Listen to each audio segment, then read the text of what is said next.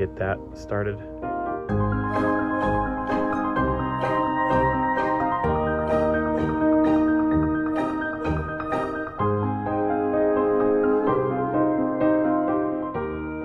I guess you have to take this stuff off, right?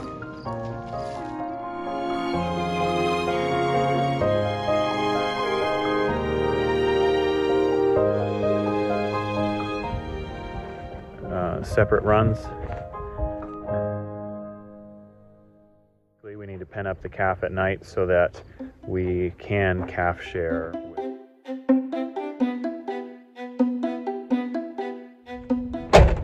Hello, my friends and relations. So today we are starting officially the great greenhouse project of 23 and trying to get it all repaired. I cleaned it all out mostly and then start taking the wall out. So got to jack the roof up and get that done. So what I did was spend a lot of money on wood and paint. Turns out repairing your house and buying paint is expensive. So yeah, got a lot of material. Got a greenhouse that needs work. Got some walls that need painted. Got a wall that needs to come out. Got a bunch of junk that came out. Got a lot of things to do. So anyway, it's gonna be fun. It's gonna be a crazy amount of work, but the amount of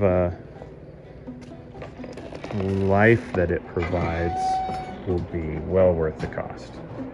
So again, I'm just going to be finishing cleaning all this out, and then jacking the roof up. Looks like there's my sister out there starting to wash the walls so she can paint. She's all excited about painting.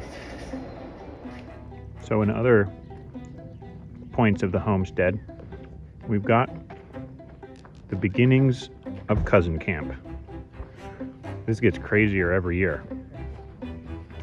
This is like super legit cousin camp. It's like a hunting lodge.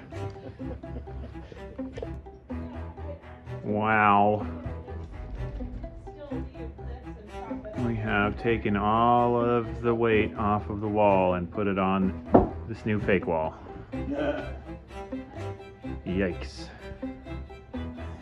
Next up, take all this nasty glass out. Yay! All right, so we got a whole wall out. I now have a house without an exterior wall on one side. So yeah, moving along smooth. You know, hopefully it cuts back together and I don't have just a wall-less house for the rest of my life. Okay, so while we were taking apart the house and washing the walls and prepping for getting the house painted today, Paka was starting to get this field I'm walking through prepped for some rotational grazing, so we can move them in here by the end of the week. We've only got a couple days of grass left in the pasture where they're at right now, so we need to get them moved over here. But this pasture doesn't have any structure available for rotational grazing, so we're getting that set up. So you can see this bottom part of the pasture is not much here. There's not much forage. It's a lot of alkali. It's not doing too well. So we've got a lot of remediation to do down here. Hopefully we can get that done and it'll look more like what's up there. On a side note, we've got our neighbor's pasture over here. You see our alkali, then we've got a little bit of grass, and then there's a white ribbon, that's our fence line, and then across the fence line is our neighbor's pasture that we're grazing. All that blue that bluer, lighter green, whatever color you want to call it, that's Russian olive. So he's just got a field of Russian olives back here.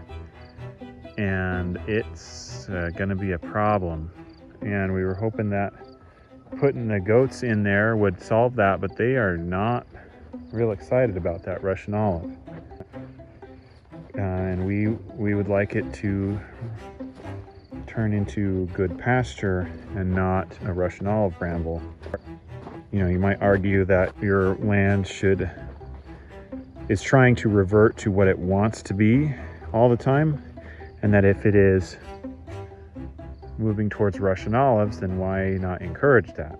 Well, the problem is with that theory is that Russian olives are an invasive species in this area, and that is not what the land wants to be to begin with. So we're trying to improve the fertility of the soil, and while Russian olives might be able to do that because they'll add a lot of nitrogen to the soil, we won't be able to get much use out of it while that repair is happening. So we want to encourage different kinds of growth to increase the fertility of the land in a way that is also beneficial to us as farmers. So that's where good farming practices and pasture management come in, where you work with your soil, with your animals, in a more like a partnership to take dominion over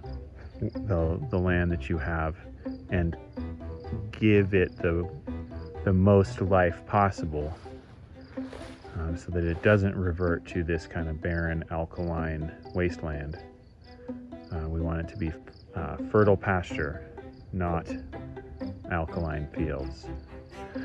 But the reason we came back here isn't actually to talk about any of that. It was to talk about what's going on right here. So, like I said, Paca's been doing what he needs to turn this area into a rotational field. And some of the things we need to accomplish that is we need a pen to separate the calf. So this will all be a penned enclosure. This camper over here will fix up and turn into basically a little storage area for anything we might need to store down here. This, like I said, will be a pen to separate the calf at night so we can get some milk in the morning, and then we'll let them back together and we'll just calf share. We'll just have less milk each day, and we'll go from there. We'll put a calf share pen. Basically, we need to pen up the calf at night so that we can calf share. Otherwise, there's no sharing because the calf just takes all of it. And we haven't been getting anything from Cersei, which is fine. She's only, Minerva, the calf, is only a month old. And so we haven't been attempting to calf share, giving her a good, healthy start. But now it's time to start sharing. She's got to start sharing, and she's gonna let us have some of Cersei's milk. But we need to finish that pen first. So that's what Paca was working on today. He'll keep working on it tomorrow, and getting this field that I'm walking through ready to graze. You can see how walking up here towards the front of the pasture, we have grass. So the goal is to increase the fertility of this soil all the way down to the back so that those alkaline fields turn into beautiful, forageable pasture. All right, we made a lot of progress today. Got this all ripped out. Just got a little bit of header and footer to rip out tomorrow, and then we can start putting it back together. And some windows taped up. Got all the walls washed. Got a giant pile of trumpet vine taken out.